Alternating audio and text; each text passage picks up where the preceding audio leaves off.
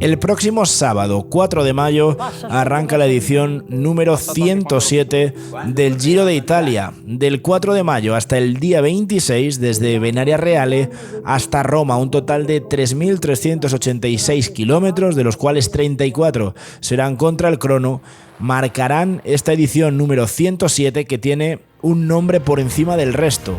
Es el de Tadej Pogačar, el del corredor esloveno que aspira a conseguir la primera victoria en su carrera deportiva en la ronda italiana. Una ronda, como decimos, que partirá desde esa primera etapa el sábado 4 de mayo en la localidad de Venaria Reale rumbo a Turín. Desde ahí, 21 días de ciclismo en estado puro, con Pogačar como el hombre a batir por outsiders que saben que el conjunto UAE marcará el rumbo de una edición que promete ser tremendamente apasionante. Es el Giro, es verdad que un Giro algo diferente, con algo menos de encadenado montañoso, sin esas etapas peliagudas para todos aquellos que sufren cuando llega a la montaña, un Giro más adaptado quizá al ciclismo del siglo XXI, pero un Giro, al fin y al cabo, que mantiene la esencia de la carrera italiana y que promete hacer de la Corsa Rosa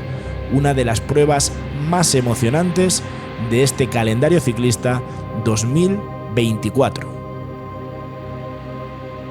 La primera etapa partirá, como decíamos, desde Venaria Reale rumbo a Turín, una etapa relativamente cómoda para los corredores de la general, una etapa en la que no se espera que haya grandes diferencias entre los hombres importantes de la carrera, que tendrán que empezar a jugarse la victoria de cara a la segunda jornada, final en el Santuario de Europa, final en un lugar mítico donde, por ejemplo, los fans de Marco Pantani recordarán una de esas victorias que quedaron en la memoria por parte del ciclista de Cesenatico. En total, una jornada de 161 kilómetros con final en esa ascensión de casi 12 kilómetros al 6% de desnivel medio.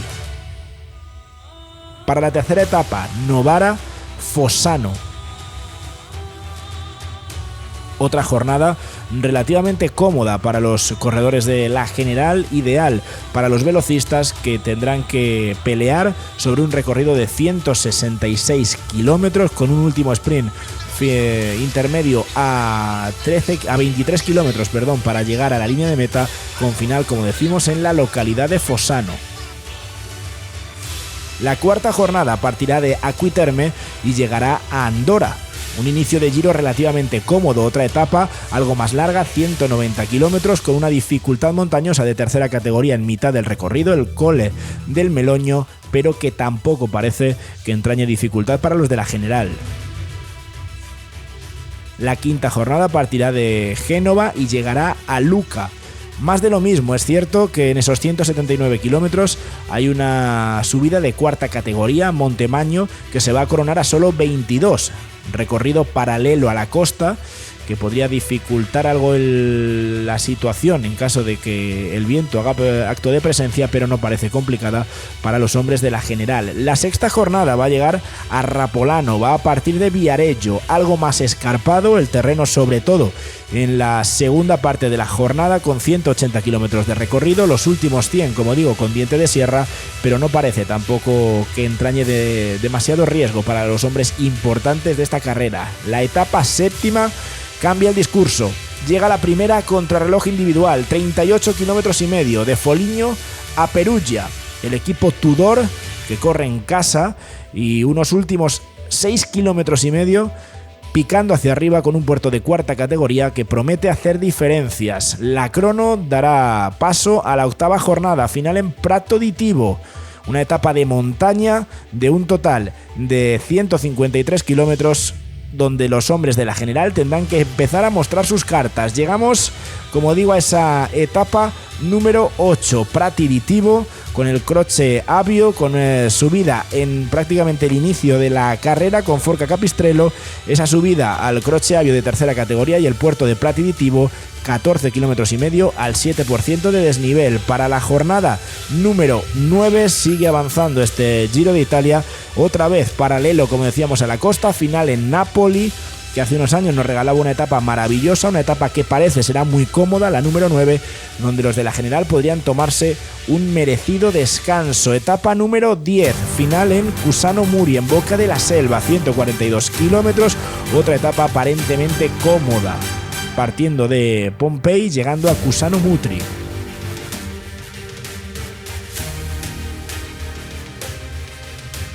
Llegamos a la etapa número 11, final en Francavilla al Mare, otra etapa larga de 207 kilómetros de recorrido, cómoda de nuevo para que la gente que no está metida en la lucha por la general pueda tomar la iniciativa. Son días posteriores también a la jornada de descanso, posteriores a la etapa de Nápoles, antes de plantarnos en la jornada número 12 de la carrera, Mantinciuro-Fano. Esa es la etapa con, digamos, más emoción en cuanto a perfil clasicómano de lo que llamamos de carrera. 190 kilómetros. En total, subidas de cuarta categoría, un total de 4, pero terreno escarpado constantemente. Cuidado con esa trampa que esconde el Monte Giove, que se corona a solo 10 kilómetros de meta sin puntuar, pero que puede ser decisivo en el devenir de la etapa. La etapa número 13, Riccione Cento, una segunda semana muy cómoda, porque al final estamos hablando en esta jornada de un recorrido totalmente llano, 179 kilómetros, sin ningún tipo de dificultad montañosa, prácticamente una baldosa. Es el perfil del recorrido que van a tener por delante los ciclistas. Antes de llegar a la segunda contrarreloj, es el sábado 18 de mayo, etapa número 14, final en Desenzano del Garda. Esa contrarreloj donde se va a alcanzar los 31 kilómetros de longitud. Desenzano del Garda es la línea de meta con, como digo, un recorrido bastante llano en el que otra vez los hombres que mejor funcionen contra el crono tienen que sacar ventaja antes de lo que viene tanto el domingo, etapa número 15 con final en Livigno, como en la última semana. Livigno acoge la meta de la etapa número 15, 220 kilómetros, puertos como el Foscaño, esa meta en Livigno, o el paso sobre todo del Mortirolo, aunque por una vertiente bastante más cómoda, son los que van a marcar la etapa 15 que pone el punto y final a la segunda semana de carrera. El Mortirolo, como decimos, hace acto de presencia, incluido de última hora en este recorrido del del Giro de Italia, 2024. No es la vertiente más complicada, pero seguro que será tremendamente selectivo. Y llegamos a la última semana de carrera, el martes 21 de mayo, etapa número 16, final en Monte Pana, en Santa Cristina Valgardena, otra etapa de montaña con dureza de salida, con la subida al Stelvio en el kilómetro 53, se van a coronar, es decir, de los 50 primeros kilómetros casi más de 20 van a ser de subida, luego un tramo bastante cómodo para afrontar el último tramo de la etapa con la subida al Panidestra y también esa llegada al Monte Pana, 7 kilómetros y medio al 6% de desnivel, con rampas de hasta el 15%, 202 kilómetros, pero parece que el Stelvio está tremendamente lejos de meta como para que pueda ser el juez de la etapa 16.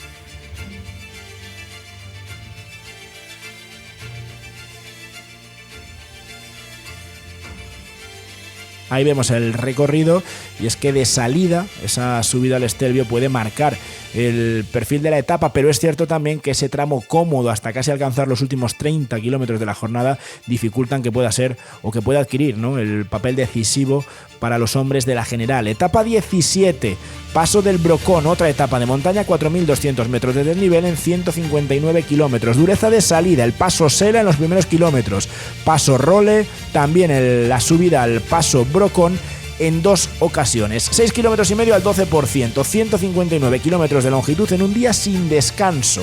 Nos acercamos al final del Giro de Italia y puede ser una de las etapas que marque la clasificación general de esta carrera. Quedarán 4 días. El jueves 23 de mayo, etapa 18, muy cómoda, camino de Padova. En total van a ser 171 kilómetros, partiendo de Fiera di Primiero, que no parece que tengan ninguna dificultad. Es día de guardar fuerzas para lo poquito que nos queda, porque la etapa 19, con final en Sappada, salida en Mortegliano, tampoco parece ser demasiado decisiva. Sí hay 2 puertos de segunda categoría, sobre todo la Cima Sappada, que se va a coronar a 7 kilómetros de meta, y que es verdad que puede establecer diferencias, aunque no parece que esos 7,5 kilómetros al 5,5% de desnivel sean tan duros como lo que hemos visto en etapas anteriores. Eso se va a vivir justo antes de la última gran etapa de montaña, es el sábado 25 de mayo en la víspera, al final en Roma. Una etapa de 181 kilómetros, ahí lo vemos saliendo de Alpago y llegando a Bassano del Grappa. 2 puertos que van a poner la emoción definitiva, 2 subidas, concretamente las 2 subidas al Monte Grappa, 18 kilómetros de ascensión, 8,5 de pendiente media, 14%, las rampas máximas, y ahí sí, en ese doble ascenso al Monte Grappa se va a decidir quién portará al día siguiente en esa etapa número 21 la maglia rosa de campeón del Giro de Italia. Roma coronará al campeón, son 122 kilómetros de homenaje para el vencedor de esta edición número 107 de la Corsa Rosa. Tadej Pogačar parte como el gran favorito, es el hombre al que todos miran, al que todos buscan y al que todo el mundo quiere batir. Habrá que ver si su equipo y sobre todo las piernas del esloveno responden para poder adjudicarse ese trofeo Sensafine, el trofeo más bonito del mundo ciclista.